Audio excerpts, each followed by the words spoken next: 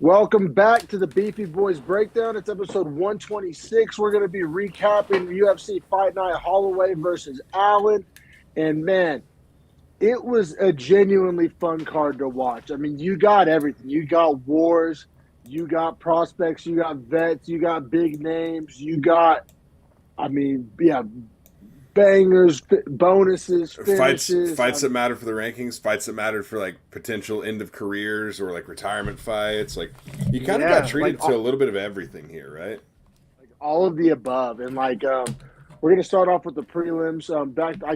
Back to our original format this week, but yeah, we'll start off with the prelims. But there's 8 of them, which is a lot, and I have been kind of bitching about long prelims and stuff lately, but honestly, we got bailed out with the fact that they were all gas for the most part. Yeah, for the most part. Minus maybe the first fight, but it's the first fight, so your patience is as high as it can be, you know? Yes, exactly. But yeah, fantastic prelims, fantastic main card. We'll dive into it. We'll get right to it. Got Lucier Pudilova, minus 140 favorite, taking on Jocelyn Edwards plus 120 in the women's bantamweight division. And I think that no fighter has probably built up more ill will with the fan base than Jocelyn Edwards in the past 6 months. Yeah, I can't stand her, man. Just misses weight, is just a boring fighter for the most part when she does make weight. It's the holy trinity of fighters I am not trying to watch. The weight misses, the boring style. It's not like she has the any attitude. Kind of she doesn't have a good attitude. Yeah, I don't see a character that I like there.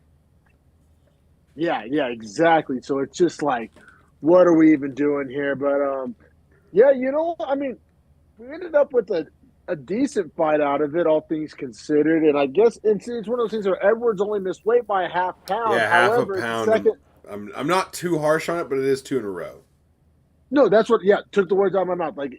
The half pound is a whole lot easier to palate as a fan, or I'm sure even a promoter, if it wasn't for twice in a row. You don't get any benefit of the doubt. Yeah, my fucking dog's bone is wedged in my ring light, and I feel like she's gonna knock over the whole goddamn thing if I don't get it out for her. 1 second. Yeah, get the bone out. Take the bones out. No, but I thought honestly that this fight was pretty fun though, right? Off the rip, both girls met in the center and were kind of going for it. Pudilova ended up getting that takedown, and I guess Edwards got back up with 45 seconds left in the round and landed some nice strikes. But overall, I thought that was a pretty easy round to score to Pudilova. Oh yeah, and Edwards was just accepting the position on bottom, wasn't attempting subs. Wasn't even really attempting to get back to her feet. And the blast double leg was fucking perfectly timed and kind of fucking sweet. It wasn't some boring, labored takedown. She fucking timed it perfectly, dug under, and fucking, it was gorgeous, the takedown from Pudilova. Oh, yeah. And she was pretty active with the ground and pound. do you have the judges' scorecards on this? Because they were officially on bullshit in Kansas City. They were on barbecue and bullshit out there. So, listen to the judges' names, by the way. Not a judge I could tell you his name or I've ever heard of. David Hyatt, Henry Geary, and Ross Swanberg. I've never heard of any of these judges in my life. Now, they all scored round number 1 to Jocelyn Edwards. Are you fucking kidding me? Are you kidding me, bro? I'm dead serious. I'm dead serious. Every single one of them scored it to Edwards. What, it's a robbery. Seconds. It's a robbery. 30 seconds at the beginning of the round where Edwards was she was winning on the feet, but it wasn't she was getting off damage and not world beater. No, she was slightly edging out, competitively winning. Yeah, for 30 seconds at the very beginning of the round. Yeah, literally got taken down after 30 seconds and controlled for 3.5 minutes. Yeah, that's wild, bro. I thought the controversy was going to come later. Because I actually thought round 2 was a better round for Edwards, and round 3 I thought was a close round. So when I was trying to rationalize this wild ass decision, I didn't even, when I was trying to be wild and put myself in their shoes, I still couldn't reach the conclusion of round 1 to Edwards. All right, now here's what else I want to give to you. You know what I mean? Is that I did Wow. right in round one. I thought Edwards slightly won the damage battle, but vastly lost the control battle. So like when you weight them together, it's like, man, like I know damage is number one criteria, but like if you barely win damage and you get controlled for 7/10 of a round, what do we have to talk about? Like you lost that round. Well, and I'll probably even push back on the damage argument because you said she edged her out on the feet, but it's like Pugilova was getting ground and pound off. No, it wasn't world beater Brock Lesnar ground and pound. No, but it wasn't like I feel like she did just as much on the ground as Edwards did on the feet. Like I don't know. I would, yeah. I mean, I'm not even saying that like I said it was a slight edge. You know what I mean? Yeah, So yeah, no, I feel you. I feel you. Like we're trying to make sense of it. We're trying to make sense of it, which I'm sure if you're watching this, you watch the prelims, and I'm sure you were confused. DC and Bisping were losing their fucking minds. I mean, we still got 2 more rounds to get through, but I see where we're going here. okay, so here's what I think. Right, is round two. Uh, Edwards I thought was more successful on the feet in the start, but Pugilova was able to get a takedown again, and she was more successful with her ground and pound. So all things No, considered, yeah, I once again scored it to Pugilova. me too. But I guess this is a hot take. I didn't think it was going to be when I wrote it down. Like gun to my head, like, hey, you got to either give Edwards 1 or give Edwards 2. I would have given her I'm giving two. Edwards 2. Yeah, for Like, sure, for sure. Like not even a question. Like she actually was effectively better on the feet in that round. Like round one was like a wash on the feet, and then she lost round on the one, ground. she was. Yeah, dude, that's wild. Now here's the thing: is every judge No, scored but round one for Puja or for Edwards, right? Well, every judge scored this round for Pugilova. I'll say the ground and pound elbows kind of towards the end of the round for Pugilova really kind of put a stamp on it, and like that and to the judges' credit, The I guess. visual of it, I suppose, is really good there too. Well, yeah, exactly, and like Pugilova never had that moment in round one. You know what I'm saying? Like she never really like But that put a moment never stamp happened on to it. her either. You know? Like I just Yeah, can't. The round one shit's yeah, crazy, crazy. wild, wild, yeah, for sure. I'd rather give Edwards 2 than 1, but I mean, I still have 1 and 2 for Pugilova. And then getting to round three, I thought round three was actually a very competitive, fun round, man. Oh yeah, And all things Ed, considered, I thought Edwards used her low kicks and her footwork and her jab super well in the third round. Like started to control the range and avoid and takedowns, she even got her own takedown. and got her own. So all things considered, it was like, well, if you fought this fight for any of the other parts of rounds one or two, you probably would have won those rounds. But like, so yeah, I scored round three to Edwards. You know what? I said a lot of nice things for Edwards right there. I have the word close in all caps in my notes. I still went Pugilova. I mean, I thought round 3, Pugilova won the damage battle with those clinch knees to the head. Those were pretty nasty. Probably the most impactful strikes of the whole fight for either woman. Those clinch knees to the dome. And then also, like, Pugilova was pressuring Edwards the whole round, kind of had Edwards on the back feet, octagon control. I don't really like to use that term, but octagon control, if you will. So, yeah, I mean, I even went Pugilova in 3, but I do have it as the closest round. And that's what's wild to me. I had a 30-27 Pugilova with only 1 round having the word close. Oh, In I my thought notes, this and that's was round easily 3. the closest round. And this was a close round, right? Like, I'm not mad It at was an how you score awesome this round. round, honestly. Like, one Yeah, judge had yeah, this for me neither. Pugilova, 2 judges had it for Edwards. And these judges don't matter. Their opinions don't matter, so I shouldn't even reference them. But for, like, the stand or the argument of, like, though they had all scored at the exact same up to that point, like, this round was very, very close. I think Edwards, like, there was a time where I was just on the Delize hate wagon, and I was just like I think Jocelyn Edwards is like my new because Delize is awesome now, right? Like, We I'm like willing. Delize. Every fight is a new audition. You can win me as a fan every time you go out there. Yeah, Chris Curtis But needs to work on Edwards, that. that's yours. You fucking hate that guy, Chris Curtis and Steve Harrison. Just Yeah. not fucking with it. Yeah, I like seeing him get slapped. But I think Edwards is my new, definitely on the women's side, is my new haterade special of the month. I don't hate that at all, man. And honestly, I put in my notes, so she ends up winning this fight, Edwards, that is, 29-28 on 2 judges' scorecards. One judge gives... How do you get Pugilova the third, but not the first? That's so wild, bro. Like that's my real question. Wild. Like, that Like, judge please out of all explain of that them to is me. the craziest. Like, please explain that. And I'm not even saying, like, that's what I really wish. I wish, because you're like, and we talked about this before, but I'll say it again. In the NFL, in the NBA, when a call is blatantly missed that, like, impacts the outcome of an event, a statement will be released by the league. Right, now, like we reviewed it. does it The officials does it change anything? No, but Does at least anybody? it's an acknowledgement. Like at least we can say like they were wrong, and we know they're wrong, and we've all agreed they're wrong.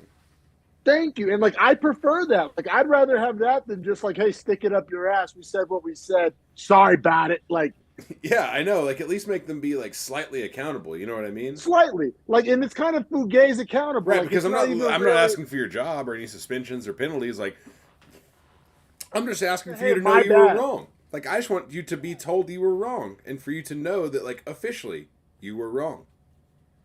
Like let the record show. Right. You know yeah. what I mean? Yeah. Like I seek no damages. It's just let the record show.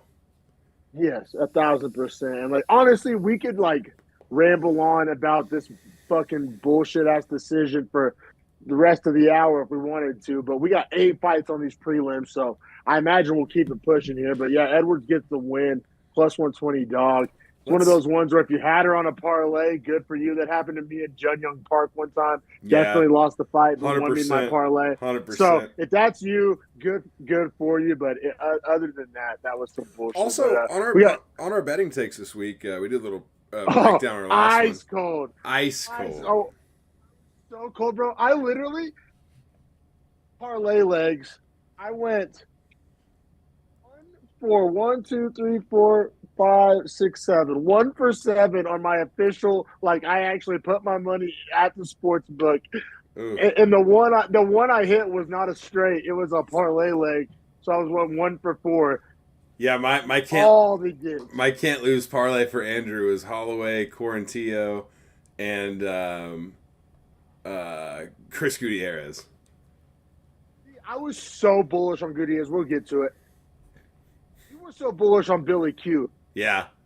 I wasn't as bullish. Well, the only way he was going to lose the fight is the way that fight ends up. Like, you know what I'm saying? Like, the only way he could lose was to like take too much damage early and get stopped. And like, we'll get there when we get there. Early. That's I know. And it's like, does he take too much? Because if he doesn't take too much, like he'll end up, like outpacing Barboza. Anyway, we'll get there. We'll get there. This next fight's gas. Bruno Brazil. This next fight's gas.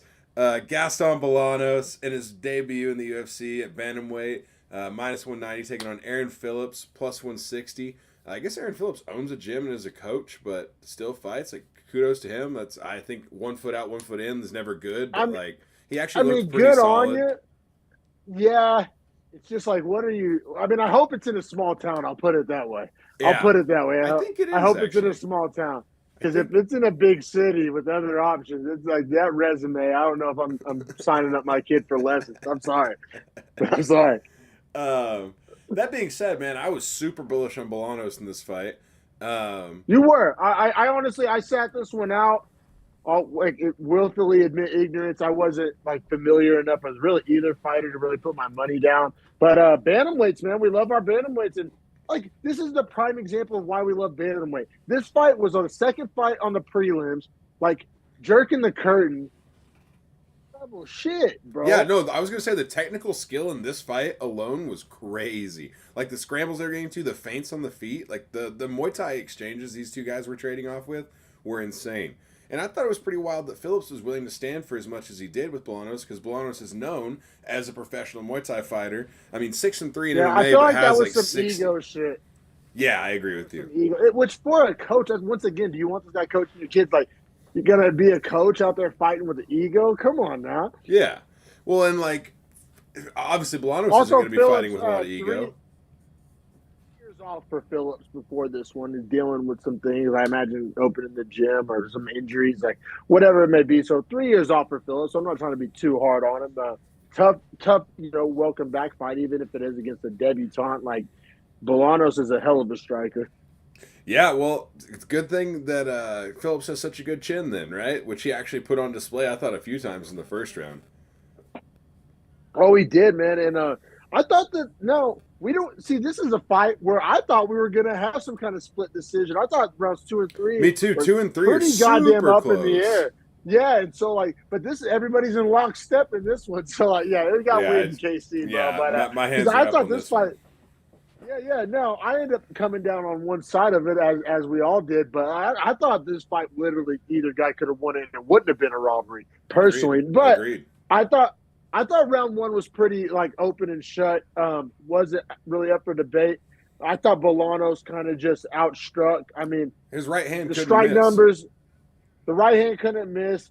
Leg kicks and body kicks as well. I literally, my notes say leg kicks, body kicks, and right hands, and like significant strike numbers. Like literally, like. And Phillips could not hit him cleanly. Like just could not No, catch him clean. no. And Bolanos, I mean, like I said, I'm no fucking Freddie Roach, but they just the eye test jumped off the screen of like, oh, this guy throws heat. He's quick. His footwork, like box check, box check, box check. Yeah, everything on the feet is great. Now the test is, can he grapple? Well, shout out to Aaron Phillips because pushing to round two. So I scored at 10-9 Bolanos. Sounds like you did as well in round one before we keep pushing. Now, important because every judge does have that same scorecard. And actually, it's two of the same judges from the first fight. They got their shit together. Actually, I think DC and Bisping on the broadcast, just real quick, want to mention on the broadcast, DC and Bisping said that like Herzog like pretty much gave him a talking to. Like I think Herzog was like, hey, what are we doing here? Hey, like y'all scored that fight wrong. Like remember the criteria. Yeah, it's crazy. So funny enough, at the end of my notes for round one as well, I said Bolanos hasn't tried any spinning attacks yet, but I know he wants one. He's super known for that in his like MMA fights for doing spinning back fists and shit, which is kind of weird in Muay Thai. I mean. Yeah, no, and didn't it end up kind of biting him in his ass? Like, for sure. That's so. Like, I just thought it was funny. I put it in my notes because it's heavily foreshadowing, like later how this fight's gonna go. But because in round two, he still doesn't go with it. Yeah, super competitive. Because Phillips got 2 takedowns, some control time, took his back, attempted a choke. Even didn't get too close on the choke, but I gotta say, and this factors heavily into how I scored round two. I just said a lot of nice things about Phillips. None of those words were damage. And I thought Bolanos won the damage battle in two.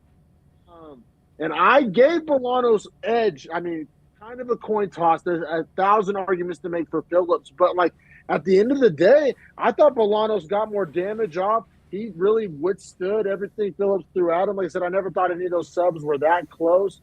And then, like, at the end of the round, man, he was touching that motherfucking chin. Yeah, he had him hurt. I said he stole the round back. I had him winning, but I said he stole it. Fair. I mean, that's essentially what I'm describing here, right? I mean, Phillips did everything you would think that would take to win a round of MMA, but Bolanos, between the damage and the end of the round, and yeah, call it stealing it if you want to. I lean Bolanos. Yeah, well, I mean, with 45 seconds to go, I thought Phillips was going to be able, if they just struck it out. I was like, well, that's probably a Phillips round. And then Bolanos was just raining hell on him. And I was like, oh, this is a Bolanos round now.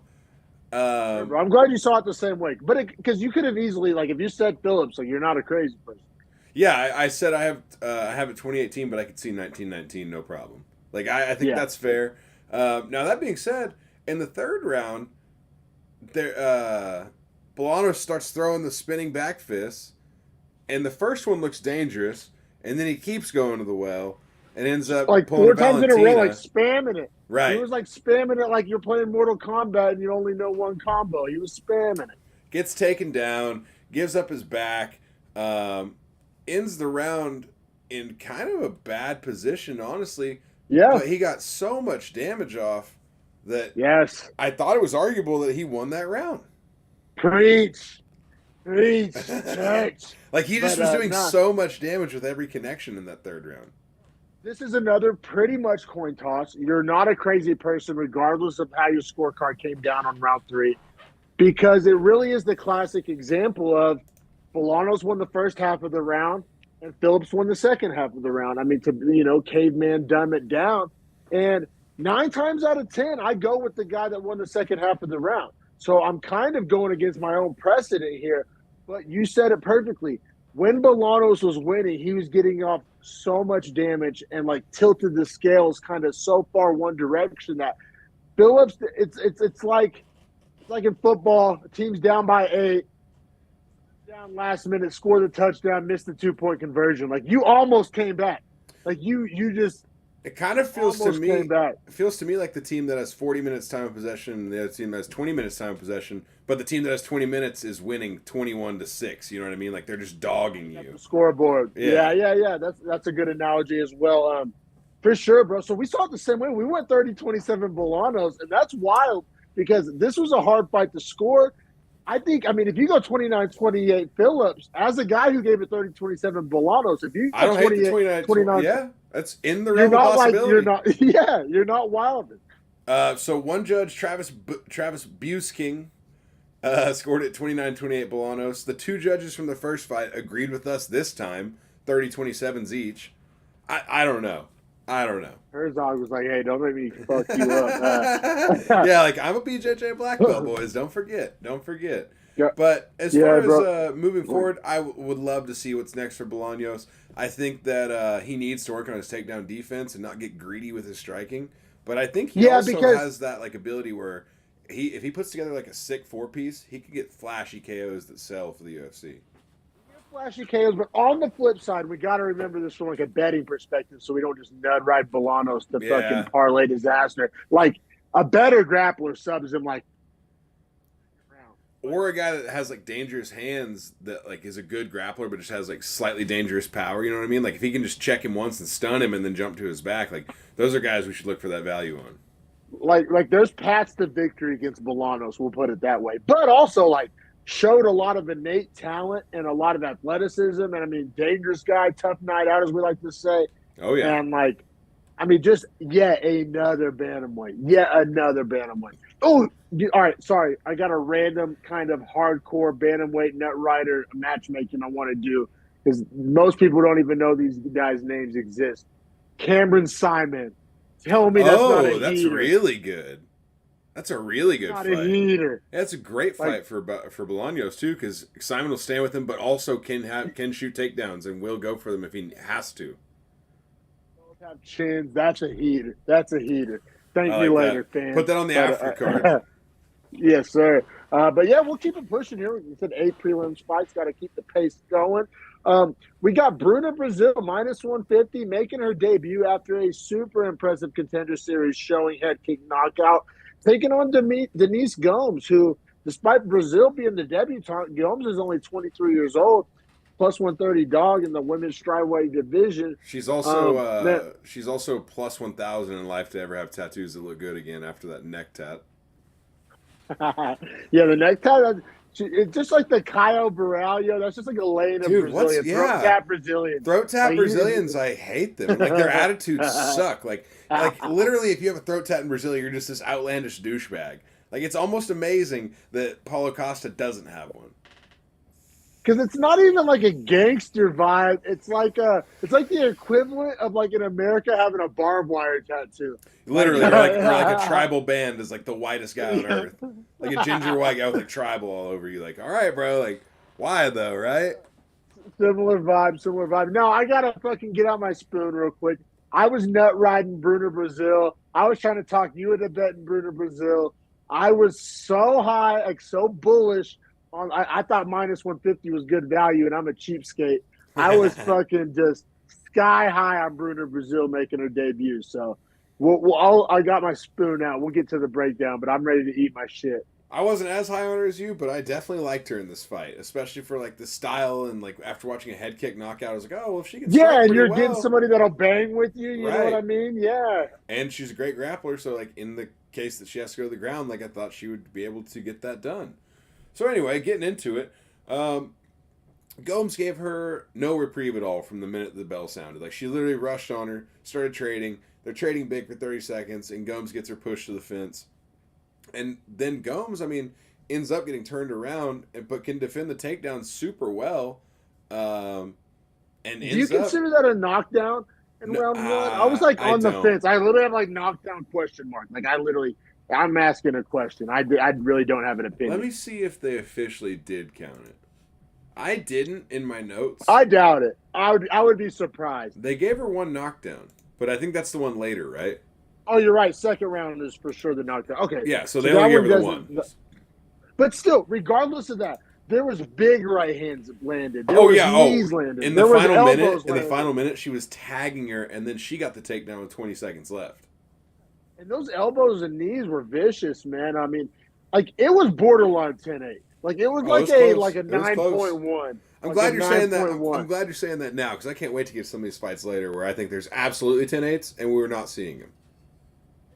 I have a 10-8 in the next fight. We'll get to it, but yeah, man. So 10-9 Gomes for sure, but like, couple of nut hair. I mean, if one of those elbows opens up a cut, even if it's the exact same elbow, if it opens up a cut, we're talking 10-8. Like I think we're that close. But regardless, Bruna Brazil got her ass whooped. Then I'm gonna give a little non-technical, like just little kind of, I guess, take here. Like Bruna Brazil fights almost too pretty. Like yeah, she's trying to be too patient in the pocket, based. like too like almost like she's like too Gomes stoic. is just like just too like. Isn't like a demonstration on a bag in front of a class full of white belts. Like this is a fist fight, right? And Gomes like was in there vicious. fighting. Like Gomes was in there fighting, and Brazil was in there like doing martial arts. If like, that makes almost sense. like point striking rather than like fighting. Yeah, bro. Like it was obvious, and you can call that a caveman take if you want, but like that was the difference. It wasn't any kind of technical, high level guy can technically break it down, but I'm saying we're nuts and bolts. This came down to, sorry if this is cliche, like who was more of a dog, and it was clearly Gomes, like clearly. And this is the guy who bet Brazil and was real high on Brazil coming into this. Just the dog in her got exposed. 100%, man. And now I will say, I mean, getting to the finish here, I have in my notes here. First round wasn't really close at all. And then in the second round, first note, Gomes' right hook is there every time she throws it. And then she's getting those kicks off from standing position, like standing over Bruna Brazil after she'd rocked her to the floor. And then essentially like lands that mega right down the middle and just closed the show. Yeah, well, in my notes, I have that Bruna Brazil has good striking offense. You may even say great striking offense.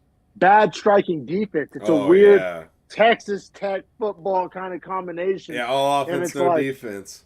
And like it's bizarre. And like, nowadays the new a lot of these fighters, they don't spar hard and all that. And there's a lot to be said for that. But like Bruna Brazil specifically needs to go like fist fight. Like she needs to like learn how to get in that like mental... with girls that not training partners. No, like at another gym with girls who want to put her fucking dick in the dirt and embarrass her. Like that's because she. Who's a great example of like a guy that has that switch is Poirier. Like you can see, like he's mean as hell inside the cage. Yeah, and Brazil showed none of that. I mean, the technique was there, the athleticism's there. It was piss poor. Like makes you wonder about the dog in her, right? Yeah, like in basketball, we call it killer instinct, right? Like the difference between like a KD and a Jordan. KD's probably way more talented than a Jordan, more physical, God-given gifts, but he's never that assassin that Jordan is. In Brazil was showing that like D'Angelo Russell shit. Like I have the talent to be a score 30, but do I I'm just not a dog. Like I don't know. Sometimes you gotta be willing to like put your nuts in a shopping cart and wheel them in front of you. You know what I mean? Like that's Michael Jordan. Like that's like those guys like that are just like willing to put themselves all out there and put it on their back. Yeah, and shout out to Gomes because Gomes, I mean, is kind of the exact opposite. Like, no technique, all dog. I don't all want to say dog. No technique, I mean, all dog though. Like all brawler, dog. Brawler, right? Brawler. Fair to say. For sure. And 2 minutes and 42 seconds into the second round, she gets the finish. She was literally bouncing Brazil's head off the goddamn canvas. It was a violent finish.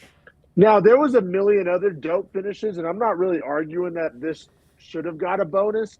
I'm saying on like card, probably gets a bonus. Like it was a good finish. For sure. It's just that there were like literally like a KO of the year nomination on my list and like some insane finishes as far as like the skill level of opponent and shit like that. And Gomes only 23 years old, dude. Like in the strawweight division, like she could end up being a problem. Like is this like Lamos Jr. just like just savage rights? Just oh yeah, no, I know it, man. And like, but here's the thing: is Am I gonna get overly sold on Gomes here and then be super disappointed by like the next No, performance? no, because if somebody's technical and a dog, they beat Gomes. Like we got to remember that future betting wise. Like because Gomes, or if somebody matches her dog level but has better technique, like it's a wrap for Gomes. Yeah, that's what I'm saying though is like the dog in her is great, but at the point of like when she fights someone that is good and also is a dog, like is she just gonna get like mopped up? Probably, but let's remember that for betting That's what I'm saying. purposes. Like we got to keep this Yeah, in the yeah. notes. Yeah, for sure, bro. But we'll keep it pushing because we got a return of a fighter who I've been wondering where the fuck he was, and that's Lando Venata. Like, there's been Orlando memes Venata, about it. Venata. Groovy Lando, like, where has he been? Search high, search low. You ain't gonna find Groovy Lando nowhere, man. He's been MIA. Oh, Granite Chin Groovy. His chin is crazy. But Lando Venata's chin it is really is. crazy.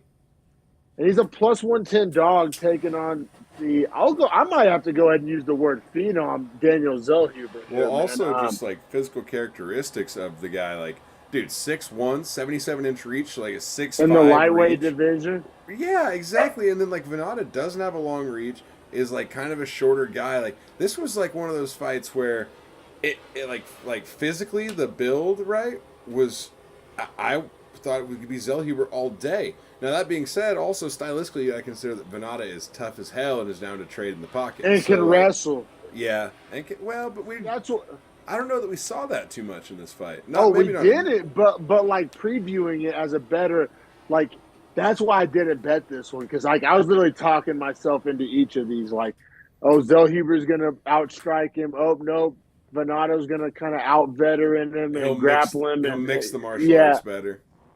Yeah. So like this was a no bet for me, but yeah, Zellhuber 12-1, 23 years old, 6'1", minus 130 favorite. Man, and this is a weird like thing that you're going to hear throughout my breakdown of this fight. I didn't love this performance from Zellhuber. Yeah, you texted me that, and I was surprised by that. I think he left a lot of like the table there. Like I think he could, like his ceiling is higher than this. You think he could have ended this fight and gotten him out and not had to go to a decision? Yeah, like, and I don't know. It's one of those things where like a guy not having his best night, but he still is good enough to win. Like it's like you could say it's a backhanded compliment, but like I'm so high on Zellhuber that like I don't think we've seen his potential. I don't think we've seen his ceiling. I'm fucking excited as shit about Zellhuber, dude. But I'm also on the flip side, wipe the Jergens off my hands here. Like, I was excited to see Lando Venata return. I thought this was sick matchmaking. To get this fight on the prelims was gas. I said these prelims were gas. That's why we're talking about them. Fully agree. Now we got to talk about something here, which is how you score the first round, because I think this is the most clear and obvious 10-8 in the book. How could it not be? Drops him. I went 10-8. Has him almost finished. Herzog is in his face screaming at Venata to move 3 or 4 different times. I'll take it a step further. All credit to Venata. Should have stopped it. Should have stopped it. But all credit. I'll make the take. I'll be that guy. Should have been stopped. But all credit to Venata for like surviving and being able to fight the whole fight. I mean, that is pretty incredible. But I agree with you that like maybe you don't need to give him that much leash, Herzog. Like the 4th time you're asking him to move, maybe you should have called it on the 3rd time. Exactly. That's my exact logic. Like, yes. Did he move the 4th time? Should you have to ask a guy 4 times? That's my thing. I don't need to ask you that many times. Like, if you keep continually stopping defending, what are we talking about? I literally, my notes they're actually kind of funny. I didn't even mean them to be funny. This is really how I was feeling when I was watching this. I was like, he gets the knockdown. I used the word unlimited ground and pound. Like it's like unlimited ammo. All you can eat ground and pound. All you can eat ground and pound. I mean, it was just so much ground and pound. And then like Venata was straight up shelling up. It wasn't like he was trying to get like, yeah, he moved. Herzog would warn him like 4 times in a row, but like he was shelling up. He wasn't throwing back. He wasn't having a single. He wasn't even really getting back to his feet. I mean, eventually, but like it shouldn't have even gotten to that point. And I thought Zellhuber actually made the right move and was like, oh, okay, the ref's not going to stop this fight, so like I won't gas myself, which a lot of young fighters would have just blown their load all over the fucking place, shot a rope. But Yeah, so I mean, credit to I guess both men. Like I was pretty impressed by Zell Huber's like fight IQ as a 23-year-old fighter to not just you know shoot a To fat load yeah, all over the blow your cage. load as well. And I guess I said Venata could be in the Chin of the Year category, and it's not actually who I was going to even nominate for Chin of the Year on this card. That's unrelated, but I did have that note for him. But then I do think as well, like, is it Chin of the Year if you're like getting saved by the ref, just not stopping it? Yeah, I disagree, and it wasn't like he was like not shots. He got dropped. Like he got dropped. He was shelling up. I to me, that's not my definition of Chin of the Year, but Chin of the Year is subjective. Actually, I'll take it a step further. Now, granted, it's not until the second round, which we'll keep Oh it pushing too. no, yeah, let's But get like, to it because I already know what you're going to say. I have Zellhuber. Zellhuber's Yeah, chin. yeah. No, Zellhuber's. I made a note about Zellhuber's chin, like specifically. I did too. But you know what I noted about it being different? I said, here's my notes. Zellhuber's chin is equally good, but it's that Terminator chin, that scary shit, like where he just like eats it and stares at you, like cool. Yeah. No, I'm.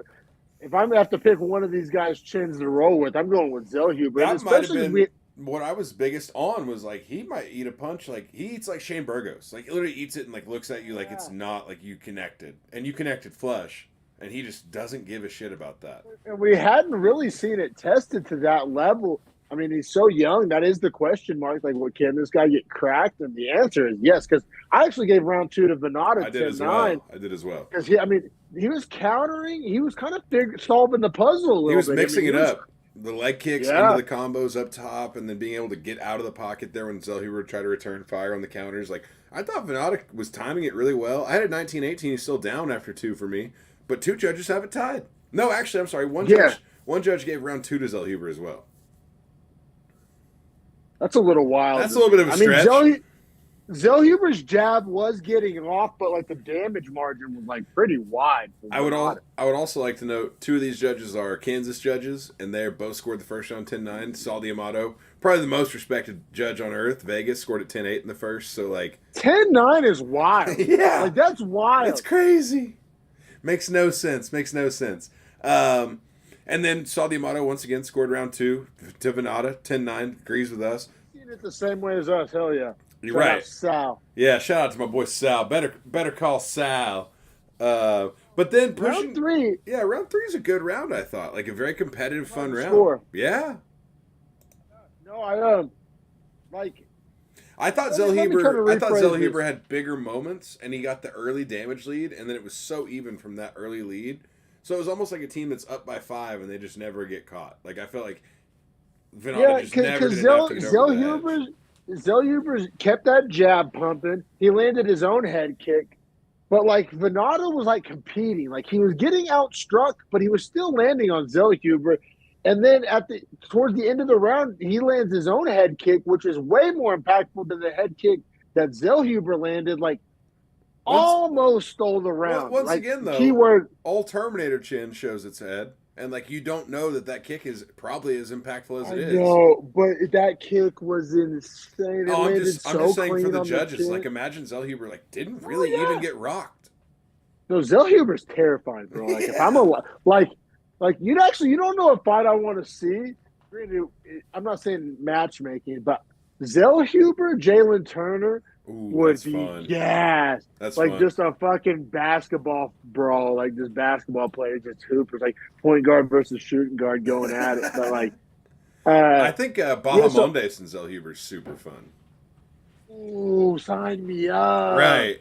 And that's a more realistic matchmaking. Like the Jalen Turner, I'm not saying he shouldn't have to fight back. Like, that's not what I'm saying. But like, I immediately thought Bahamondes is so fun. They're both tall. They're tall, the long guy, strikers. Yeah, same guy. Right. That's why I was like, super fun. Yeah, that's a gas matchup for sure. We're coming in with the heat, like lower end matchmaking. We're starting to get good at it now that we have such a good repertoire with all the fighters. So it sounds like you went 29-27 Zellhuber, as did I, right? I did, yes. It was close, but like I said, he had that early damage lead, and then he had the bigger moments in round 3. Not to say that Lando Venata wasn't like right there. Like, it's literally like a team that loses the first quarter by 5, and then sequentially loses the next quarters by like 1, wins one quarter by 1, and then loses the last quarter by 2. You know what I'm saying? Like, it's close the whole way through. Yeah, but I think there's a clear winner now. Well, we have no judge agrees with each other, and no judge agrees. No one judge agrees with us, which sounds like it's Sal, right? Sal. It's Sal. Hell yeah! And then one judge goes 29-28, Zellhuber, which you know what? Fuck that scorecard because round one's a 10-8 all day, every day. At least they're close. Fucking, At least they're close. The guy that went yeah. 10-9, 10-9, 10-9 is like you're really not watching the fight, man. Yeah, because to have round one scored the same way as round two is just like nonsensical. It doesn't even make sense. Like they're such different rounds.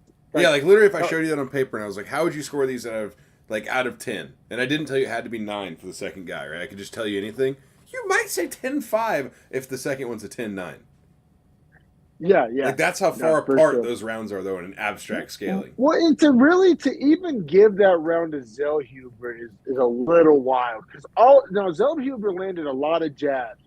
But that means you're telling me you'll take a jab over like an absolute nuke. Like that's my thing too. Is like respect to Zellhuber's chin, sure, but like that doesn't mean Venata's not landing bombs. Like I don't even understand. That doesn't mean you don't win a round. All right, so the narrative has been like you don't win a round for takedown defense. You definitely don't win a round for like eating a bomb well. You know what I'm saying? Like, yeah, that's wild, bro. Now, granted, in this one, thank God the right man won, so like it's hard to really die on heels, but pretty wild to give round two to Zellhuber, and it's pretty wild to not give him round one a 10-8 for Zellhuber. So yeah. I'm glad we're in lockstep tonight, bro. We're seeing the cards the same way. I think these fights weren't that hard to score. I just think the judges were so bad. Yeah, we had some Fugazi judges, some Kansas City, but they're used to judging barbecue contests and shit. But yeah, we'll keep it pushing here. We got another ladies strawweight fight. Piera Rodriguez 9-0, undefeated, plus 105 dog, taking on Jillian Robertson minus 125. Now, I'll be real. All week when I was like looking at this fight and like previewing it in my mind, I never took a second to look at the weight class. I just saw Jillian Robertson and assumed it was flyweight, like just because Jillian Robertson has fought at flyweight for years and years and years. Drops down to strawweight. I know. And I was surprised by that. Forgot that was happening. Yeah, no, and I'm here for it. She was way better. Didn't look like the weight cut killed her at all. Like no. And in fact, like I thought she's probably gonna have a lot more success being a grappling heavy girl that can go down 10 more pounds. Like if your strength is being able to manhandle and she was kind of a small flyweight. Exactly right, man. And then like also, I do want to get into the scoring of this. And not that the scoring matters, but I do have some questions about how you scored the first. Yeah, man. I scored the first for Robertson. Now she pulled guard and then effectively defended off her back for 1 minute into a takedown that got her back on top. So realistically, the transition from her own guard into like a single leg was like, you don't see that every day. That was some high level shit. It was super And then nice. she ends up in top position. And dude, we saw ground and pound Robertson, which like usually she's submission Hunter McGee. Got that huge welt above Rodriguez's right eye. Like I thought it was a pretty clear Robertson round. Because even though you could say that she was on bottom position, she put herself there, and clearly Rodriguez didn't want to be there, so she wasn't controlling the position because if she was, she wouldn't have been there. And then she got taken down. So, like, I don't even say that Rodriguez got control there, right? Like, maybe statistically she did, but I don't see it that way. Now, all that being said, one judge scores that first round to Rodriguez. I'm glad it said one. I thought you were going to say one scored it to Robertson, and I was going to be mad. Okay, one can fuck up. Like, that doesn't ruin a fight. One can fuck up. The one that scored it, though, fuck up. But the one that scored it to Rodriguez is Chris Lee, the Vegas judge. The other two are Kansas City judges that we agree with. Yeah, but Chris Lee, he's no Sal D'Amato. He's not Chris Lee has some pretty god-awful scorecards. Yeah, he can be on bullshit, too. That being said, Jillian Robertson, obviously after round one, realized, like, oh, the takedown is my path to success. Immediately went back to that well, got the takedown, was able to get pretty much in a 3/4 mount and control the hell out of Rodriguez until she spun to the let armbar. the elbows loose, though. But first, let the elbows loose. It's like when you play the UFC video game, and like pretty much when you beat somebody to a certain level, you can just throw up any sub and it'll pretty much work. Like that's what I'm saying. It was dope to see Robertson at strawweight, like we've seen Robertson get a sneaky sub or pull a rabbit out of the hat, but she's always bloody afterwards, even if she wins. Like, when's the last time we saw Robertson like beat the fuck out of a girl? And looked Like, good, bro, like looked vibrant too. Like didn't look like dead. You know what I'm saying? Like did not look tired or Rob gassed or worn down. Straw, Robertson, like I'm here for it. Like she could potentially go on a run. Like you got to think like she has a similar skill set to Mackenzie Dern, who She's made got it all the the way right. to the top 5. That's what I was gonna say. She got the right skill set for the weight class because there's not a lot of power from the girls at 115. Argue she has more of like a fucking mean streak than a you know what I mean? She's a savage. That's her And nickname. she's obviously fought a lot of bigger girls because she's always fought a weight class up.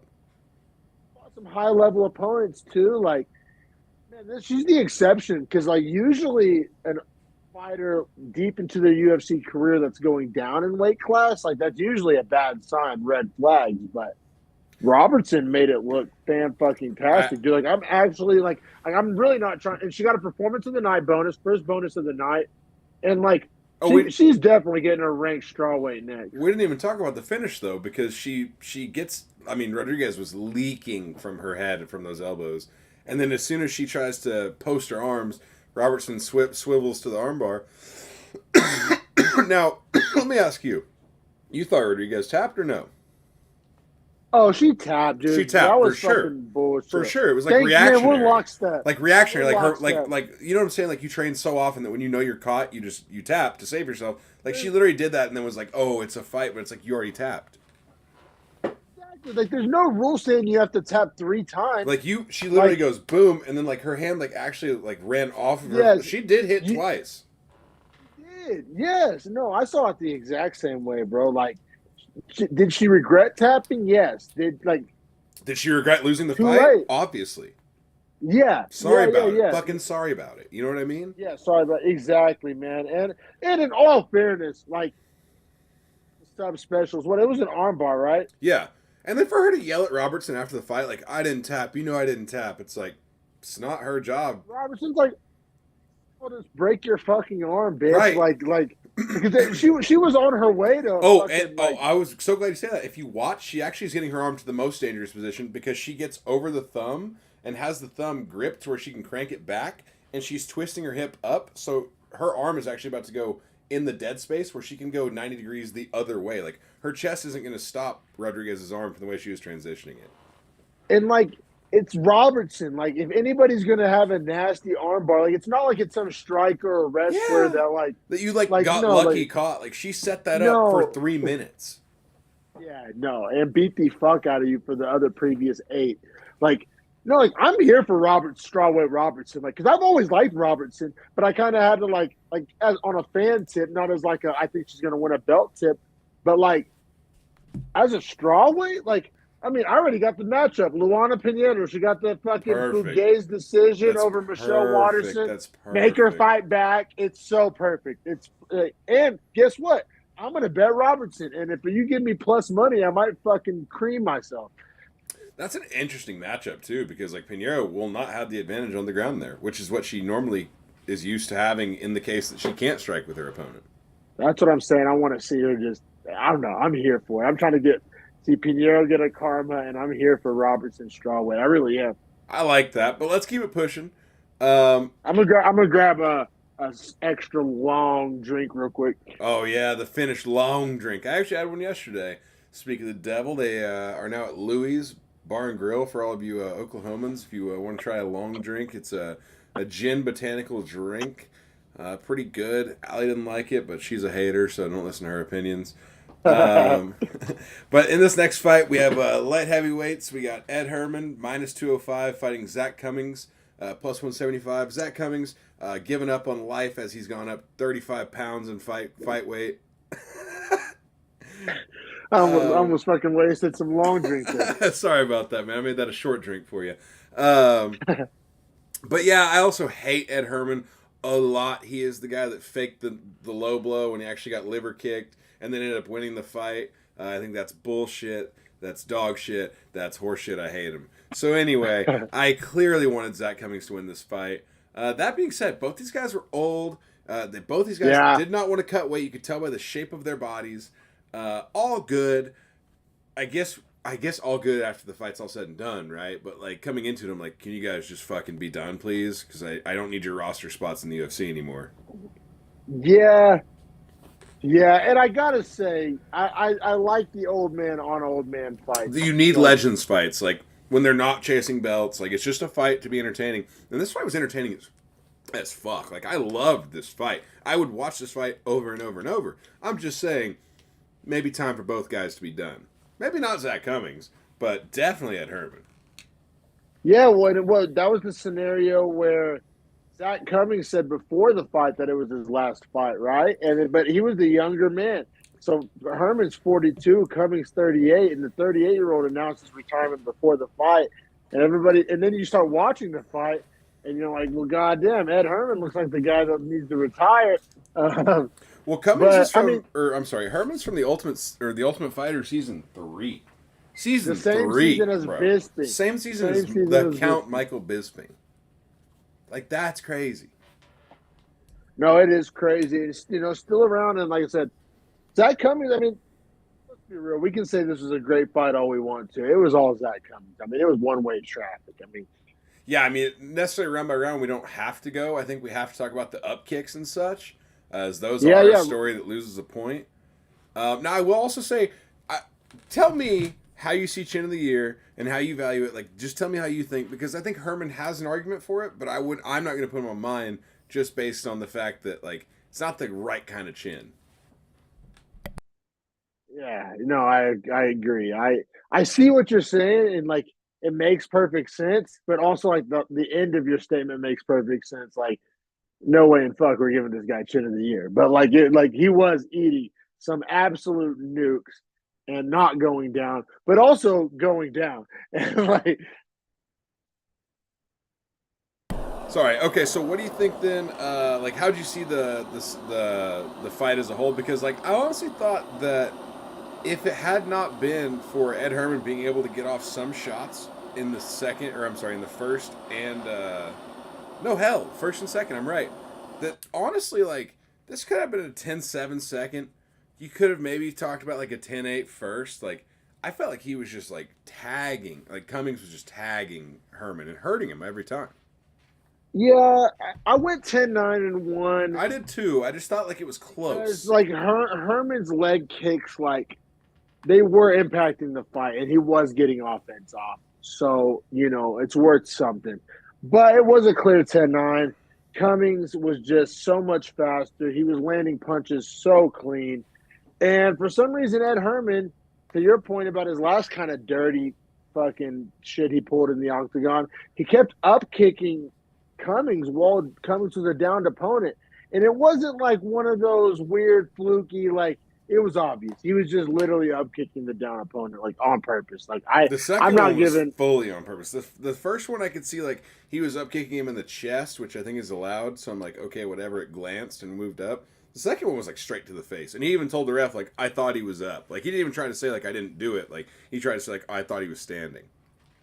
Yeah, and so round 2 it happens again, and Herman loses a point. So round 2 I have it a 10-8. You could argue 10-7 though, because like independent of that, Cummings got a knockdown. I mean, he was landing on the chin so fucking clean, and I mean to the point of Ed Herman being kind of a dirty old man. Goddamn, he was fucking. There was a clash of heads that cut Zach Cummings as well. So you have the up kick to the downed opponent, the clash of heads that causes a cut. Like so much illegal damage was happening to Cummings that like. You know what? I may need to go back and 10-7 this because of the fact, like... I did. You're not crazy, bro, because everything Ed Herman did to, like, make it close was against the rules. I was going to say, the damage he got off the cut was a clash of heads. Like, it wasn't a legitimate, like, strike or anything he did with technique, you know what I mean? Like, so I was like, it's like the argument that Chris Curtis was trying to make last week is the actual argument to make here. Right. But honestly, it's kind of like it's the differential sides, right? Like Herman's, we're trying to argue like, no, you got 10-7'd, whereas like, anyway, point being is that Zach Cummings gets a knockdown in every single round of this fight. I think that's important too. Well, because like round one, I thought Herman was so slow and stiff, bro. Like so slow and stiff. Like, because there's fighters that don't look old. The Yoel Romero's of the world. Hell, I mean, compared to this, you can even throw Stipe in there. But like Herman looked so old. Like his knees moved like an old guy's knees. Like he literally didn't look like an athlete.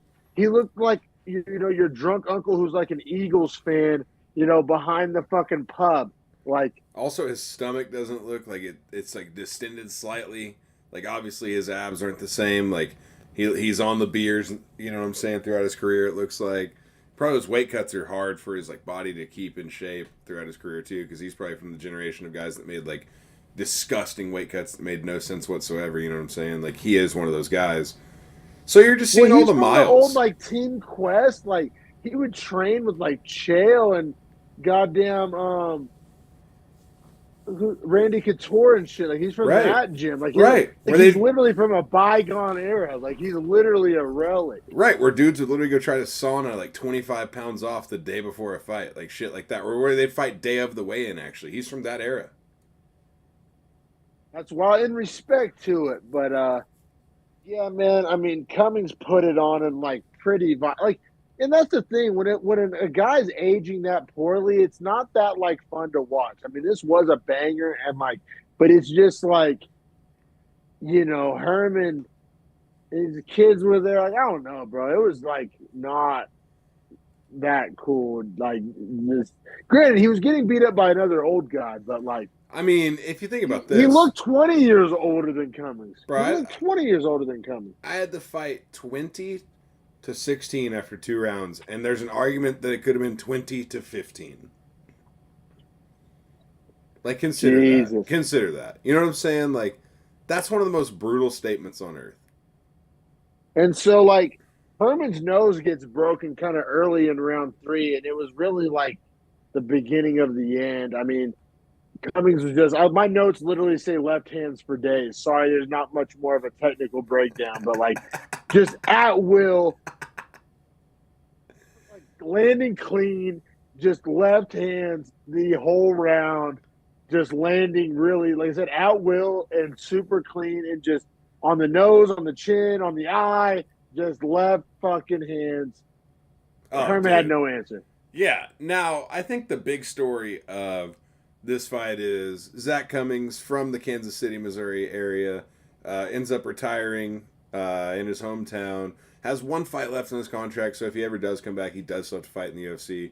But, like, obviously he's done. Now, oddly enough, Ed Herman retires as well after this fight. This was, like, the perfect way for both these guys to be done. Like, Ed Herman looked so bad, it was like, you need to retire, bro. Like, the UFC probably won't give you a fight after you look this bad. And for Zach Cummings, like, you went out on top in your hometown. Like, cool, good for you. You got to win in 3 different weight classes. Like, be done. Yeah, for sure. And I got to admit, I've been kind of tough on this fight, and I'm really not trying to be too, all caveats aside, I was watching this fight at like 4 in the morning. I got off work at like 1 in the morning. And like, I got a little emotional, bro. Like, call me a fucking mark or a pussy or whatever. Like, the way it went down was so organic and just like a human moment. Yeah. It wasn't forced. Like, it wasn't a promo. It wasn't. You could tell Ed Herman's probably wasn't even planned. Like, no, that's like, what I was gonna say. You could tell how unplanned his was, but how learned it was through. Like, he learned in that 15 or almost 15 minutes. Like, oh, I can't do this anymore. Like, you could tell how broken he was as a man in that moment. Real time. Yeah, and like that was what was like hard to watch. Was like, oh man, you watched like realizing an ego shatter. Like an ego shattered before our eyes. Yeah, like, oh man, you just realized what like we've all known for like 2 or 3 years, and like, yeah, oh, it all that's hit tough. You at once. Like yeah, like we could all like laugh and joke about it, but like man to man, like that shit was like. Well, he's the one that has to live it. You know what I'm saying? I watch it. He lives it. Like, that's tough. Yeah, no, like it was a hell of a moment. Like I said, whether it made you emotional or whether you thought it was cool, like. The post-fight moment was, like, memorable, like, impactful. 100%. Now, but up next, speaking of impactful, yeah, we got I was just going to say one last note on that is that is why fights like that or a division like that even wouldn't be a bad thing, like a Legends division. Because, like, you know what I'm saying? More of those moments. Yeah, and more of those moments, and also guys that are going to get, like, wars of fights in their final fight where, like, they get to feel like a gladiator when they go out. They're not just getting finished like Frankie Edgar on a platter. Yeah, but see, Frankie Edgar's a weird spot where he was still ranked. Still ranked. Like this is like the different category of like the Guidas of the world and the Matt Browns of the world and the like the unranked but like well known. I agree with you. Now that being said, back. I gotta piss. You can introduce this next one. Oh yeah, you're good. So that being said, I actually had one last little caveat to go off of with that Legends division, which was that, if you're in the rankings, you obviously couldn't be in that division.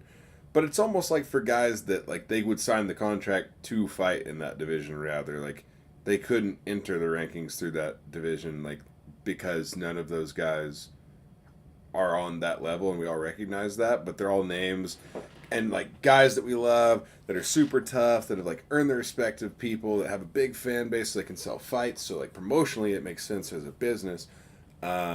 Maybe not on the sports level, like, as a meritocracy necessarily, but if they're in the Legends, like, league, and that you're going to be able to, like, get them out the door after that contract, like, it's a good way to move on, kind of milk out your money on those guys, and then give them a nice little feeling for the end of it. But that was my final point. Anyway, pushing on to flyweight, we got... Honestly, I don't know how this fight doesn't make the main card. It's fucking horseshit this fight doesn't make the main card. Like, UFC, you want to build a division? Well, don't fucking put number 4 versus number 5 on the goddamn prelims if you think the division needs to be able to help sell. Because who's watching this shit? Like, this guy, the winner of this fight has very well has a chance to fight for the title next. And you're not going to put it on the main card? You're not going to put it on ESPN? Like, because I'm saying the prelims are on ESPN Plus. So, like, who's watching it? The hardcores. We already fucking know who Brandon Royval and Matheus Nicolau are. No, I 1,000% agree with everything you said.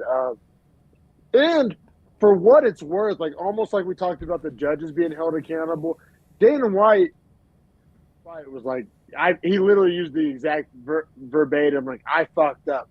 This should not have been on the prelims. And it's like, duh, bro. Yeah, like, what? Like, it's number 4 versus number 5. Like, if this was heavyweight, it would be headlining a fight night.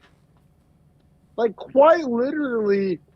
In fact, number 3 versus number 4 is the headliner of the fight night next week. And quite literally, that is a number 1 contenders match as well. But it's heavyweight. Yeah. That just shows you the disrespect in weight, bro. Well, the heaviest weight class, that's an automatic UFC fight night. They're not asking questions. And also a title contender, like, eliminator. This is the same scenario, but the lightest guys, and they're like, prelims. And not featured prelim. Yeah, the fact that it wasn't even the featured prelim is very wild. Because at least featured prelim, you could tell me, like, oh, people are tuning in early for the main card, or main event. Like, the main card, I mean. Like, it's weird, because the past 2 fight nights before this were Vera versus Sandhagen and Jan versus Davishvili, which are both just 10 pounds heavier. So, like... And the same rankings, essentially. Yeah, the small, and then Andrade Blanchfield before that. So it's like, not only how is this not main card, you could argue how is this not a main event. Like, you really could. I'm saying at least a co-main event, at least. Yes. And realistically, this needs to be a main event because one of these guys is probably going to challenge for the title next, right? Because after Pantoja, they want Royval. Like, they want to sell us Royval. It's very clear. Self-fulfilling prophecy, because then if say it's Royval Moreno in like 9 months or whatever the case may be, it's a great rematch because Homeboy's shoulder dislocated. Like, he didn't actually really lose on like a technical basis. Exactly, and also if it doesn't sell well, you'll be like, oh, these flyweights can't sell, and it's like, you had him on the prelims in his last fight. The not even the featured prelim. Nah, bro, no, we're in lockstep here. Like I said, it's somewhat better that Dana White admitted it. If he's aware of it, it makes a big difference, right? Like, that's really what matters, because then, like, he can't go out there and say, like, oh, they don't sell, because then immediately they can come back to him and be like, you literally admitted that it was your fault that you didn't promote us well. Like, you're our promoter and you didn't promote us well. Like, and you admitted it. Like, what do you want me to do now? Yeah, no, for sure. And so we'll dive right in. We got Brandon Royval, Raw Dog Royval, number 4 ranked flyweight, plus 170 underdog, taking on Matheus Nicolau, number 5 ranked flyweight, minus 200 favorite. So I didn't pick a guy. I bet the over 2.5 rounds, and I ate a big dick on it. I think the shortest fight of the Fight night doesn't last the first round. Shortest fight of the night. And your boy bet the over 2.5. Hell yeah! And there were 8 decisions, so that's good for you. And actually, 9 of the 14 fights went over their like final round and a half because the Cummings one is after the half of that. Anyway, sorry about that. That's sorry about that. Yeah, put out your cigarette on my chest. I'm sorry. What I was gonna say though is Nicolau opened at minus 145, and dude, if I could have got that value, I would have fucking been all over it, which shows you how cold I am in my takes. Well, in all fairness, Royval coming off the injury, and Royval is like that guy who's like always the bridesmaid, never the bride. Like, in all fairness, you know what I'm saying? The UFC's been trying to sell us this guy as the number 1 contender for like 4 years, or seems that way at least. At least 2 years is like, if he wins this fight, he's the number 1 contender. Like, he's gotten that opportunity more than anyone else. Same as Manel Kape. Like, he gets the same push as Manel Kape. And in all fairness, I mean, his last 2 losses are to Pantoja and Moreno, who the Moreno loss is kind of fugazi. So it's like, and those 2 guys are fighting for the belt. But there's such a wide margin, like, because then he went from Pantoja to Bontarine, and then to Matt Schnell, both good fighters, and the Bontarine win was a split decision. So it's just like Nicolau, we'll set it up a little bit. Nicolau, granted, he's 19-3, so that's impressive as fuck. He's 30 years old, so he's entering his prime. Coming off wins over Schnell, Dvorak, and Kape, which I think are better wins. Those are great wins. They're like Kape fights Figueiredo next. Kape fights Figueiredo next. Like, the fact that Figgy's not going to 35, like, I'm a little like. Yeah, he should. Not like, what are we doing? He told us he was like, it was like a wasted promo. Oh, just pounding the bang over here. We need the Colby Covington bang chain over here, but the bang shuffle over there. The bang bus, bro. I think that's a different website. I don't know.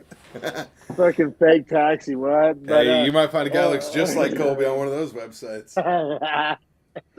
Fucking, we find out Colby hasn't fight for a year because he's just fucking slinging dick on OnlyFans. Just slinging OnlyFans dick? That's not even good. But this is Colby.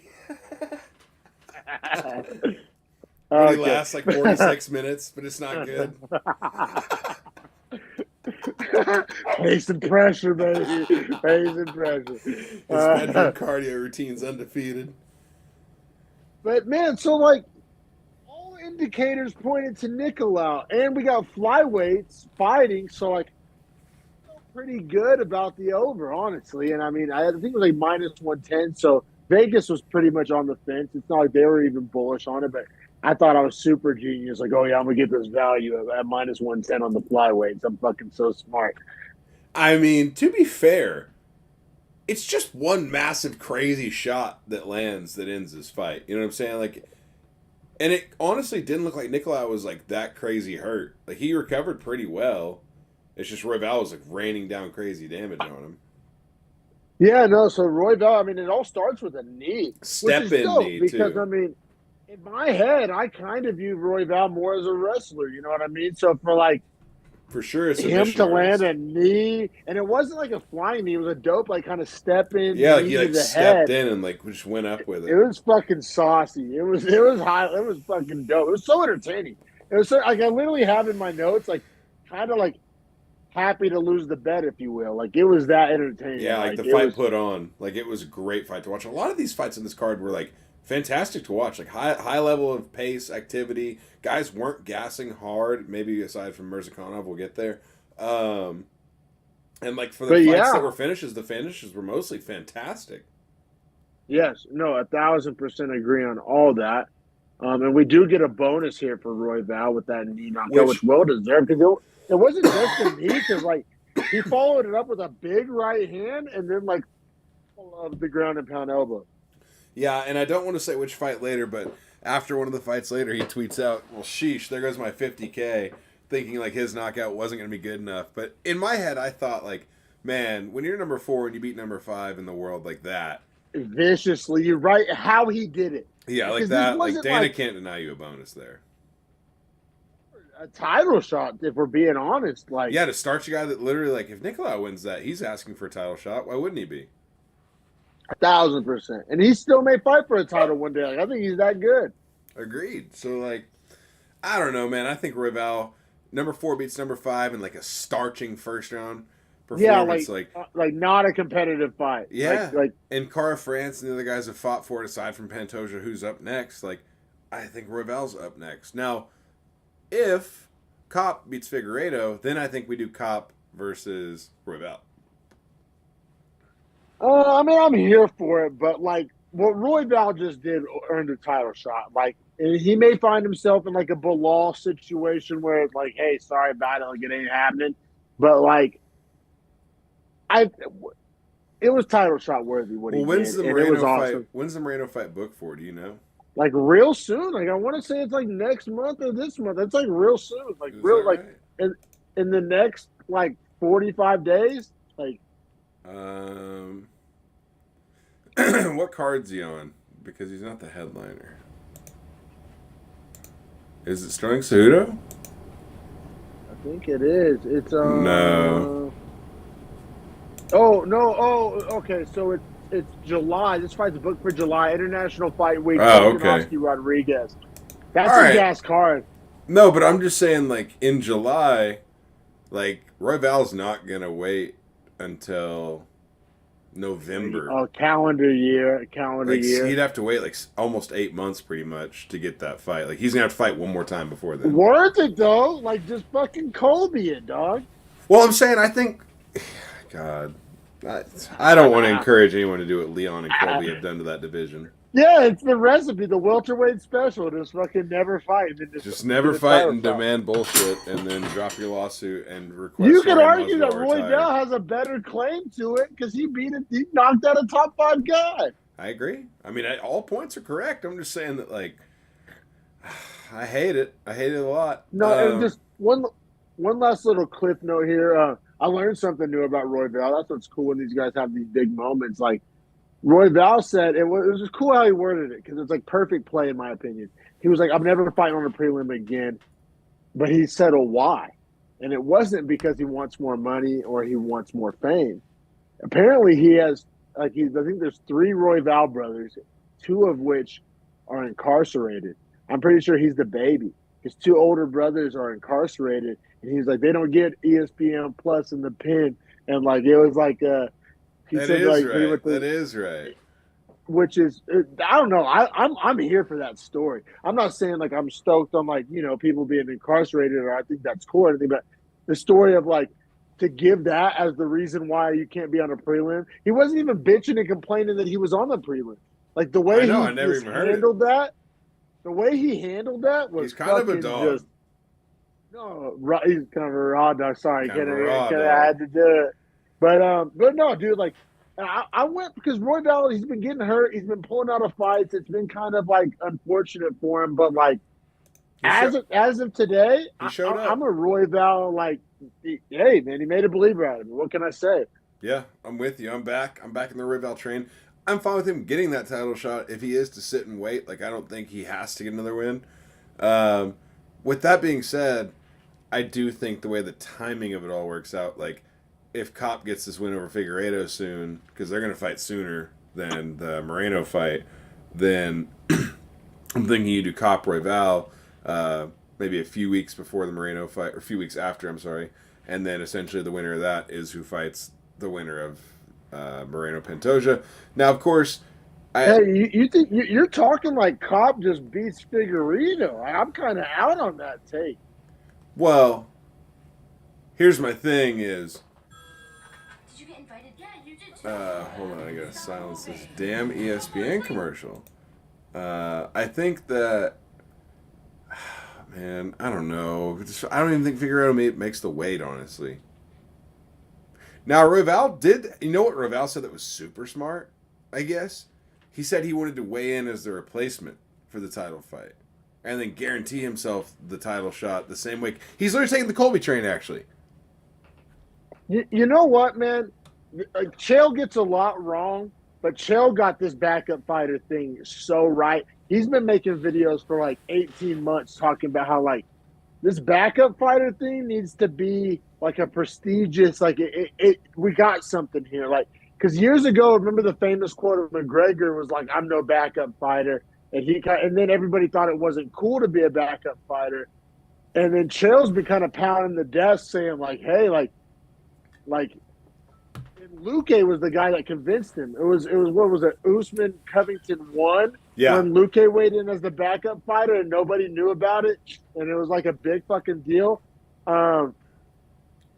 Chael's been like, I'm kind of a Chael marking like Chael, like he's been talking a long time about how like that's the path to the title. Like people have been acting like it's like a undesirable position, the backup fighter, but Chael's been talking for a hot minute now that like it's really the best way to make yourself a number one contender, and like the proof is kind of in the pudding. I mean, yeah. Before we push to Algeo Brown, let me just ask you, based on what we're talking about right now, Dana obviously is so vehement that Colby is getting that next shot. There's no questions about it because he did weigh in as the backup fighter. That being said, do you think Colby deserves it for doing that? Or do you think Leon's right in saying that he wants to fight someone else? Welterweight's so tough. Welterweight and lightweight find themselves in the same position. Like, Bilal and Beneil are the same fucking guy. I'll put it this way. Bilal had as good of a gimmick as Colby does, he would get the title shot. Like, right, wrong, or indifferent. Like, Colby's gimmick, Colby. The thing is it real? Because the numbers show that Colby's not an actual draw, but he gets talked about as if he is a draw. Now, you could argue he's definitely a bigger draw than Bilal, but it gets dicey, man. I don't know. I'm kind of dodging the question. Like, I don't think Royval can compare himself to Colby. Here's what I think needs to happen: is Edwards needs to quit being a bitch, and like, because I only say that because regardless of opponent, he said he doesn't want to fight in July or whenever it was they were targeting him for. He was like, I want to fight later in the year. So annoying. Like he's the most annoying champ. The most annoying. Annoying champ. Like I actually respect Algeo now. I still don't have that for Leon Edwards yet. So most annoying champ, Leon Edwards for sure. Potentially Makhachev too. I don't really like him that much. But that's just a personal thing. But anyway, I was going to say Makhachev's willingness to fight Volk in his first defense. Big time. That was legit. Big time. Yeah, that's what I'm saying. I respect him. In Volk's home country? Yeah, I went to Australia. That was big. Leon would never. Would never. Now, that being said, man, Gilbert Burns, Colby Covington? I think Burns, I don't know if you've seen on Twitter, Burns Bilal is like brewing. They're like tweeting each other and shit. Burns Bilal, and I think that makes a lot of sense for both guys. Yeah. And then, okay, in that case, if we're going to do Burns Bilal, that answers a lot of questions. Because then we do Shavkat Usman and we do Covington Edwards, and we tell Edwards to shut the fuck up. Or we can do Usman Covington, which I don't want to see anymore. I'm tired of it if it's not for a belt. No, you can't do that trilogy. Right. So essentially, just make them both sit. They don't fight anyone, and go ahead and give Shavkat that Leon Edwards shot.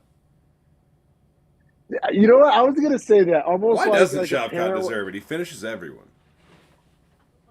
The parent with the two kids arguing in the back seat. They're like, all right, now we're not. The kids are arguing over like KFC and McDonald's, and it's like, all right, now we're going home and you're getting turkey sandwiches. Like, That's what you can do with Shavkat. Like, all right, motherfuckers. But Dana's on the Colby Dick wagon. Yeah, it's so crazy, man. Like, I'm even sick of it. Like, I used to kind of fuck with it because I thought it was like funny and it was like a good narrative for the division and like sold tickets. because Colby's such a good troll. But like at this point, it's almost like so undeserved that I can't support it. Right? Like based on merit, I can't support it. Yeah, for sure. But we'll keep it pushing. Yeah, we can finish up these prelims here with this featured prelim, which actually was a gassed up fight. Got fight of the night. Yeah, because at first you're kind of like, wow, this got the card placement over Nicolau Royval, and then Nicolau Royval like happens the way it does, and you're like, okay, UFC definitely got this one wrong. And I think they still got it wrong, but I just gotta say, like, it's not Algeo and Brown's fault. Like they lived up to the billing. No, yeah, Fight of the night. Yeah, that's what I'm saying. Yeah, like no doubt it lived round up. Fight. Exactly. That's hard to do. That does the precedent of that happening. This fight lasted 6 minutes and 40 seconds and got fight of the night. You'd be hard pressed to find another fight of the night that was shorter than that. I was low key surprised by that too. I didn't know that necessarily it was the fight of the night. I thought the main event was. I thought so too. I thought that fight was gassed up. I agree. But this was a hell of a fucking fight. So we got Bill Algeo, who I always forget is 6 foot tall, minus 200 favorite, taking on TJ Brown plus 170, which TJ Brown's that classic kind of just veteran journeyman, if you will, like really, really good. Not great, but obviously not trash. Like really good fighter. Agreed. I would also say like TJ Brown. You know what I thought was hilarious about this whole card that I consistently thought about throughout this? TJ Brown obviously trains with Bryce Mitchell and them. Well, they used to train with James Krause, right? Where's James Krause's gym? Kansas City. Yeah. Like all these Kansas City guys that fought on this card were Krause guys that don't fight for Krause anymore. I just thought it was like super hilarious. The whole theme of the night was like this would have been his whole and they gym. Started winning. Yeah. Imagine that. The Kansas City people looked good. That was my other point. Like, minus TJ Brown. But like it's just absurd to me. Good. I thought he looked good. I thought he looked really good. Yeah, he looked good. I thought he looked like he was having fun too. Like all those Kansas City guys look like they're having fun now. I don't know. Krause was bad for the sport. Like, and I'm so glad the hammer came down on him. Like, apparently it's like going deep too. Like it's bad. Like there's like a syndicate of like fighters of his that were throwing fights, like 4 or 5 of them. Well, think about it, bro. If they're bold enough to throw fights on the biggest stage on ESPN cameras, what are they doing on the local LFA and shit where they can get like local market bets? Yeah, for sure, bro. Yeah, fuck that guy. But yeah, featherweight banger on our hands here. Round 1, an absolute war. I'll let you lead it off, man. How'd you see it? I mean, both guys had a lot of success, but where'd you end up coming? Whose side did you come down on? Man, so I scored the first to Brown actually based on overall damage. I thought as Me much too. as I liked Algeo's work and I thought that he was like resilient and was like fighting a good fight and was landing a strong jab, I thought Brown was landing power shots and was very active, was kind of pushing the pace on Algeo. Yeah, I like Brown's work a lot actually. No, I saw it the same way you did, brother. Algeo, I mean, he got a takedown. He was getting some calf kick damage off. Both men's noses were busted in the first round. They were like it was gnarly. I had a note on that, yeah. But yeah, Brown got the more damage off his knees, and like said, he got his nose busted. So obviously the striking defense wasn't like perfect, but like I feel like Brown was kind of rolling with shots, getting out of the way of shots, partially blocking shots. Like I feel like Brown's punches were landing cleaner, and like Brown, like when Algeo was landing, but like was he landing clean? Not as often as Brown was. So I saw it the same way as Brown was landing with the power too. Like Algeo was landing like stiff shots. Brown was landing like bombs. 1000% agree. Now we can keep it pushing to round 2 and turns table.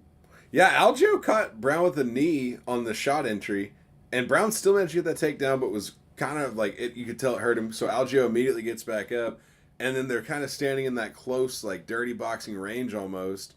And Brown kind of dives in for that overhand, and Algeo just slips in with that short elbow and rocks the hell out of TJ That Brown. was so slick. That was dude. so fucking slick. The word slick gets thrown around a lot, but like the timing and just like how because he wasn't throwing a lot of elbows. Like it came out of fucking nowhere. Right. Essentially, it almost looked like he was like shelling for like to like block the shot and like threw his elbow up like that and like ducked down and caught him as he was moving and defending. It almost looked like a defensive elbow. It was crazy. Fucking dope, bro. Like it was, yeah, and then Brown, and then to immediately jump on the sub. Well, then he got to crucifix and then got back into the rear naked from the crucifix because he lost the arm and let him like roll over and suck back down to his back and got the rear naked. It was great. Totally. I you know what? Man. I do have what a fight at the end of all my notes, so definitely fight of the night is an argument here. Like I said, I'd still give it to the main event. Me too. But almost off of technicality, right? Like, I mean, this fight was fucking awesome. Because, I mean, Brown was landing bombs in round one, and then for Algeo to get the elbow and the choke in round two, I mean, it was fucking great. Yeah, true. I mean, overall, great fight. Now, we got to talk about Algeo post-fight. Have we seen a better heel turn since Chael Sonnen? Like, he went full Chael. It was perfect. Full Chael. It was Chef's kiss, heel turn. Bro, he would never retire in a dump like Kansas City. Bro, was that not Chael Brazil vibes? All he saw was a bunch of Crocs. And I can't remember what the other thing he said, but it was just like, I was like, he's wrecking him. He's on fire. And then as he walked out, DC like helped sell it so much. So like it felt like WWE because he was like, ladies and gentlemen, you better boo that man, Bill Algeo. And like put the mic and I walked away. That's another thing. I know I'm just seeing like a Chael dick rider tonight, but like seriously, Chael's talked about a long time about how like too many fighters focus on cheers and not enough focus on boos, and that like they're the same thing. It's the same thing. Yeah, Algeo essentially said like, I have love on the East Coast. Let me get hate in the middle of the United States, and I'll get followers on both sides of my circle. I'm here for it, bro. And that is like such a New Yorker move. Like New York thinks everywhere else sucks. Like every New Yorker you've ever met, in whatever town you met them. I've met New Yorkers in San Francisco, Oklahoma City. They all said the same thing. Like, oh, this fucking place stinks. Like, yeah. Dude, like, I love that I love that he was like, I'd never retire. He like had his gloves. He's like, I'd never retire in a dump like Kansas City. Fucking fantastic, bro. I'm here for it. Like, it was awesome. I mean, honestly, like Guido like weirdly jocks him later and completely whips. We'll get to that, but like, yeah, no doubt, we'll get there. But I mean, yeah, great fight to wrap the prelims up on too, man. And those fights, like it was deep. They squeezed it into 3 hours barely, thanks to all three finishes at the end. Bro, and like so I was watching these prelims from like 2 a.m. to like literally like 4:30 in the morning. First time, got off work, avoided all spoilers. And I still had a good time. Like, do you know how hard that is? Yeah, 4:30 not just be like to not just feel like a chore. Well, it's because like, the pace actually be like having fun. The pace of the fights was a nice crescendo too, if you think about it. Fantastic, and like I literally like was starting to get sleepy at the Royval Nicolau fight. Literally woke me up. I was like, "Oh fuck yeah, I got like 4 more fights in me." Like, and then TJ Brown and Algeo was just a banger for all 6 minutes. Yeah, I wasn't gonna go to sleep during that. Yeah, like I'm not tired at all. Like, let's keep this pushing. Yeah, no, fucking fantastic prelims. So we got I think 3 bonuses on the prelims, and that's saying something because the main card was gas too. Main card had what 2 bonuses, I believe. Just 1, should have been 2. Yeah, correct. Because 5 fighters get a bonus, but 5 of the nights 2 of them. That's right. Yes, sir. But yeah, so we'll wrap that up. Every week, every card, every fight here on the Beefy Boys Breakdown. Nobody out there doing that. Engage with us in the comments. Engage with us on Twitter at Beefy Breakdown. Give us a subscribe, like a video or 2.